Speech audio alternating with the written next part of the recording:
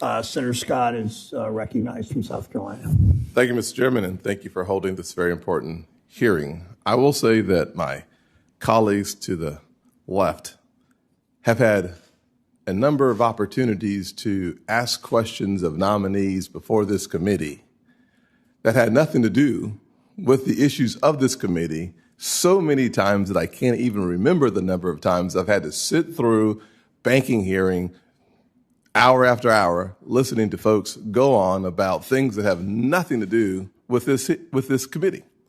I would say that the comments that have been made by these noms, or at least a couple of them tweeting about the police, have everything to do with housing. The fact of the matter is housing is incredibly important, but safety in the place where you live is number one. And so when you have folks talking about defunding the police, you are actually making the housing issue and the desire for home ownership and for a good, safe place to live issue number one. I can't imagine something more important than safety in the place where you live. And having lived in some of the poorest parts of South Carolina, I can tell you firsthand that the one thing no one living in the communities where I grew up is asking for defunding the police. Not a single person, not one. I'll say this, that you look at the most recent polls and surveys done, more than 80% of African Americans, I think it's 81%, has said very clearly they want the same level of policing or more policing, and that is consistent throughout every demographic in this country.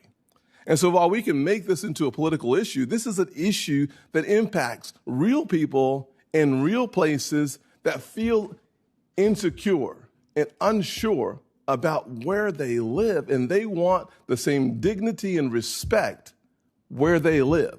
And so for us to take this as a simple political issue is frankly inconsistent with the reality faced by so many people who simply want to come home to a safe place. And while it's really easy to have a conversation not living in those communities about people in those communities, I think it's wrong. I think it's wrong, and not only do I think it's wrong, you can look at what's happening all across the country, and those folks who wanted to defund the police are now trying to find a way to refund the police. You think about Minneapolis with a 90% increase in violent crime and homicides. You think about the fact that they are now saying, wait a second, cutting the police may have been a really bad idea. Baltimore, there are almost 400 officers in a shortage. They have 392 positions to be filled, more than a dozen detective positions vacant. What's happening in Baltimore? The crime is up. And what is the city council saying? They're saying, well, last year we cut it by $22 million. This year, let's increase it by $28 million. Why? Because they understand that putting poor people in a place without security is immoral. It is wrong.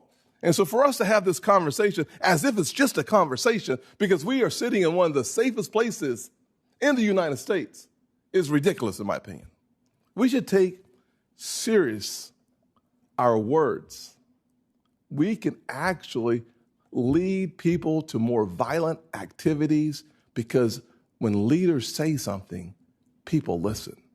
And if you want to lead, take that responsibility seriously. Very serious.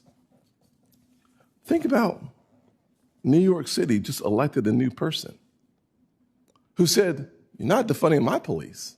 We're going to actually add more policing. Whether it's New York City, Oakland, Baltimore, Minneapolis, Los Angeles, all are trying to reinstate millions, tens of millions of dollars in policing. And so when I hear Mr. Green tweet, no more money for police, I think about the kid I was living in the neighborhoods that I lived in where the police presence was necessary. It was essential. And so I don't think about this from the politics of left and right. I think about this as average American people who are vulnerable, who need help, who've worked hard, living paycheck to paycheck, and they want more policing. So, Mr. Green, would you like a chance to restate your position on defunding the police or give me better context for it? Because I got to say, it is an issue. Senator Scott, I couldn't agree with you more, and I share your commitment to the health and safety of all residents in assisted housing, residents in the market. And I've worked in so many of the cities that you've mentioned to support improvements to communities, reinvestment in communities in ways that make them safer. I want to re-emphasize and make it abundantly clear. The words that you said, no more money for the police, were populated on my tweet when I shared an idea and I shared others' viewpoints. I regret if that is interpreted as my opinion. When I tweeted it at the time, I don't think it would have been interpreted that way.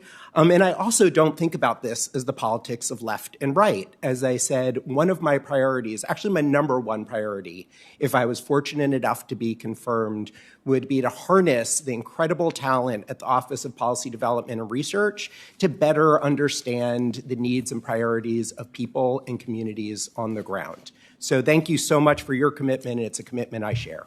Mr. Chairman, I know I'm out of town. I'm going to finish with this statement right here. I'll tell you that I will debate anybody on funding the police at a proper level any day, anywhere, at any time, period. I'll say this as well.